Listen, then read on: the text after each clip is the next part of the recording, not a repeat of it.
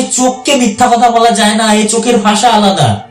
আমরা মুখ দিয়ে অনেক কথা বলে দিই, কিন্তু এই চোখকে কিন্তু বোঝানো যাবে না। এই চোখকে মিথ্যা বোঝানো যায় না। এক বিন্দু হলেও অশ্রু ঝরবে, ঝরবে এই অশ্রু। চোখকে মিথ্যা বলা যায় না, চোখের কাছে কোনো ছলনা চলে না। তাই আমি যদি তোমার বিপরীত পক্ষের মানুষের সাথে, ধরো আমার বিপরীত পক্ষের মানুষের সাথে আমি তার সাথে যখন কথা বলছি, সে আমার কাছে যখন বসে রয়েছে, আমি তার চোখের চোখ রেখে কথা বলছি।